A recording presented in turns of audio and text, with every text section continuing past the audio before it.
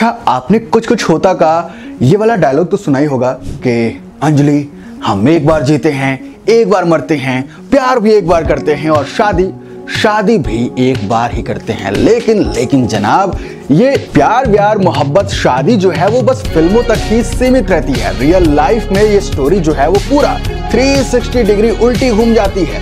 यहाँ प्यार एक से कई बार होता है और शादी मानो ऐसा लगता है कि हर सेलेब्स के पॉकेट में एक एक्स्ट्रा मंगलसूत्र रखा हो।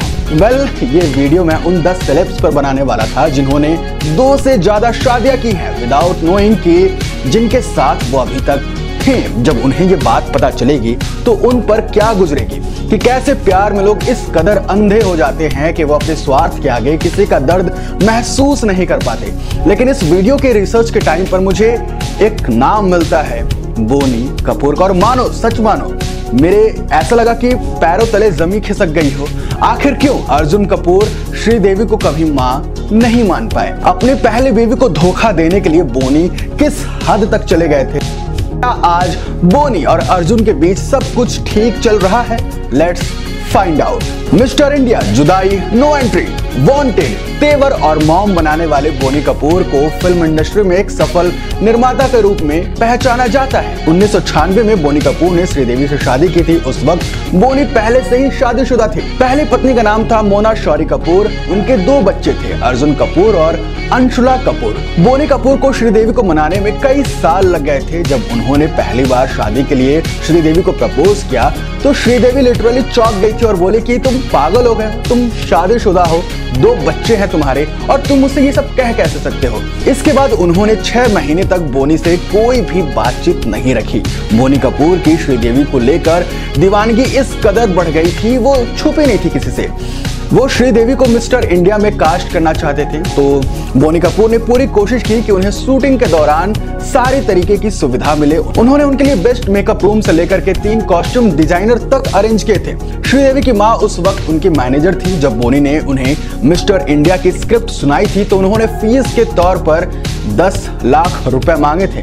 10 लाख रुपए बहुत बड़ा अमाउंट था उस टाइम के एक्ट्रेसेस के लिए, लेकिन बोनी ने बिना किसी हिचकिचाहट के 11 लाख का सामने से ऑफर दे दिया क्योंकि वो हर हाल में श्रीदेवी को अपनी फिल्म में लेना चाहती थी। श्रीदेवी जब चांदनी फिल्म की शूटिंग कर रही थी तो बोनी वहां भी उन्हें फॉलो करते हुए पहुंच जाते हैं। उनका एक ही मकसद, एक ही नारा था कि श्रीदेवी को ये यकीन दिलाना है उन्हें कि वो हमेशा उनके साथ रहेंगे, परछाई की तरह। धीरे धीरे श्रीदेवी को भी उनकी फीलिंग समझ में आने लगी और उन्होंने ये रिश्ता जो है वो एक्सेप्ट कर लिया था।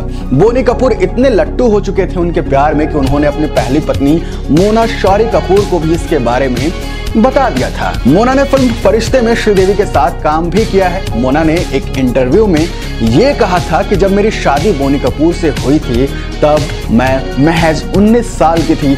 हमारे शादी को 13 साल हो चुके हैं, लेकिन जब श्रीदेवी और बोनी कपूर की नजदीकियों की खबर मुझे मिली तब मैं अंदर से बहुत टूट गई थी। मैं बोनी और अपनी शादी को दूसरा मौका देती उससे पहले मुझे ये पता चलता है कि श्रीदेवी प्रेग्नेंट हो चुकी हैं।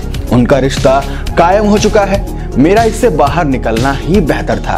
मोनी ने साल 1996 में मोना को तलाक दे दिया था। उसके बाद से उसी साल 2 जून 1996 को ही उन्होंने श्रीदेवी से शादी कर ली। बोनी की दूसरी शादी से मोना के बेटे अर्जुन कपूर शादी से बहुत नाराज थे। वो श्रीदेवी को कभी भी अपना नहीं मान पाए। अब बोनी कपूर की दोनों पत्नियां इस दुनिया में नहीं है। बोनी के 3 बच्चे अर्जुन कपूर, जानवी कपूर, खुशी कपूर एक्टिंग की दुनिया में एक्टिव हैं। तीनों ने अपने पिता के साथ मिलकर काम भी किया है और अभी अर्जुन और उनके पिता के बीच ठीक ठाक बनती है। वहीं बात करें अर्जुन की सगी बहन अंशुला की तो वो एक्टिंग लाइन से कोसों दूर है। वो एक एंटरप्रेन्योर हैं और अब करण जौहर के नए शो द ट्रेटर में भी वो नजर आएंगी। आप उन्हें Amazon प्राइम पर भी देख सकते हैं। आपको ये वीडियो कैसी लगी बताइएगा जरूर, और अगर आप चाहते हैं कि मैं ऐसे ही कुछ और स्टोरी को कवर करूं तो नीचे कमेंट बॉक्स में बताइए कि अगली स्टोरी किसकी सुनना चाहते हैं आप।